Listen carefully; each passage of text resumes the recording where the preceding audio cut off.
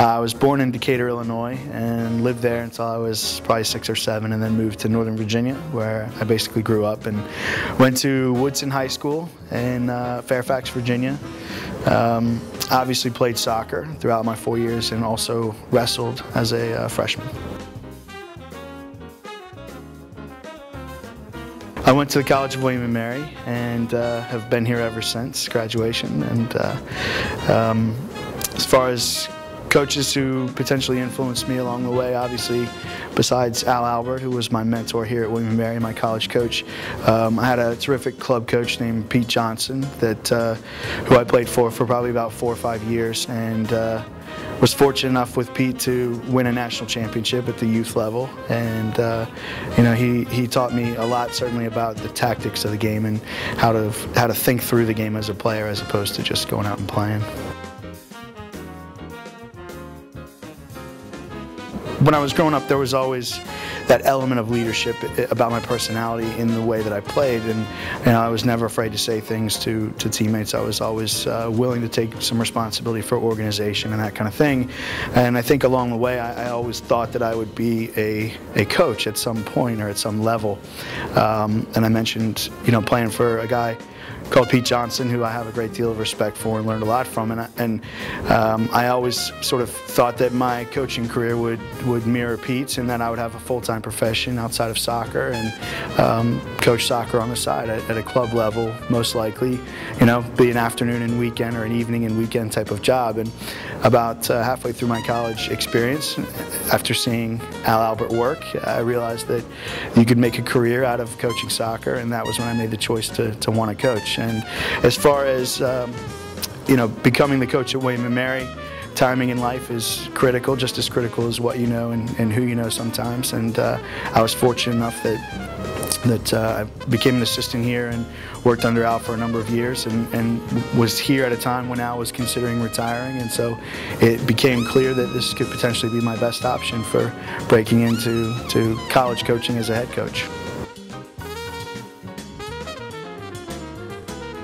You know, I tend to take it for granted sometimes, but there's obviously a ton of history there. The people here are great. There's a real sense of community, not just on the campus, but in the greater Williamsburg, James City County area.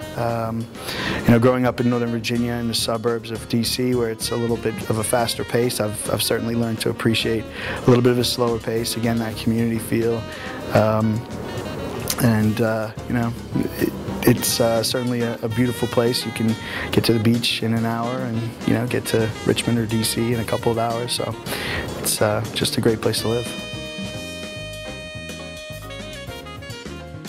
I tend to have a difficult time letting go of soccer in all aspects of my life. So to be honest, some of my most memorable trips have been to places like London, and you know, this spring I've been now a number of times, but this spring we took the team down to Brazil for our 4-year trip, our international trip.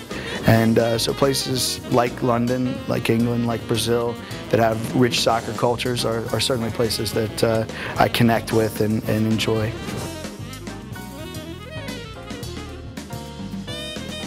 You know, in this context, certainly Al Albert. He was you know, a great coach to play for. He was a great mentor to have, and a great boss to work for. And he does so much outside of just the day-to-day coaching of soccer. He gives so much of his time to organizations such as the National Soccer Coaches Association, to the William & Mary Tribe Club family, and you know, that's inspired me to try to do a little bit more with the time that I do have outside of coaching soccer. And so he's been a great influence. I mean, I like to play a little guitar. You know, I like to catch up on my HBO series.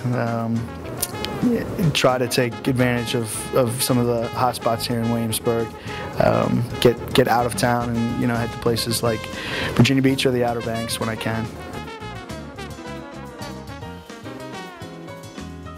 Certainly the bar was set very high by the standards that Al created here in the William & Mary program, and you know, I never really felt any pressure other than the pressure that I put on myself to live up to those kind of expectations, which are the same sort of expectations that I had for myself in taking over the program. And it was, it hasn't been without its peaks and valleys, certainly, but I think you learn from those things, and ultimately that helps you to be a better coach and a better administrator of a program.